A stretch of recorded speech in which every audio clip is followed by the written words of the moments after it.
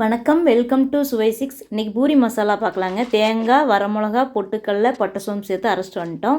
இப்போ தாளிச்சுக்கலாம். பட்டை சோம்பு சேர்த்திட்டு பெரிய வெங்காயம், பச்சை மிளகா 3 4 காரத்துக்கு தகுந்த மாதிரி போட்டுக்கலாம். அதுக்கப்புறம் மல்லித்தூள், மிளகாத்தூள் சேர்த்துக்கலாம். கரம் மசாலா சேர்த்துக்கலாம். பெப்பர் தூள், சீரகத்தூள் கொஞ்சமாக சேர்த்துக்கலாம். எல்லாமே கொஞ்சமாக சேர்த்துருக்கேங்க. அதுக்கப்புறம் உருளைக்கிழங்கு சேர்த்திக்கலாம். இப்போ அரைச்சி வச்ச மசாலா சேர்த்துக்கலாங்க. 3 உருளைக்கிழங்கு சேர்த்திருக்கிறேன். நல்லா கலந்து விட்டுட்டு கொதிச்சதுக்கப்புறம் இறக்கலாம். ரொம்ப சூப்பராக இருக்குது. பூரிக்கு அட்டகாசமான டேஸ்ட்டில் இருந்துச்சுங்க பூரி குருமா. அதுக்கப்புறம் பூரி போட்டு எடுத்துக்கலாம். பார்த்திங்கன்னா கோதுமை மாவு, ரவை இந்த 2 சேர்த்து பூரி செய்வாங்க.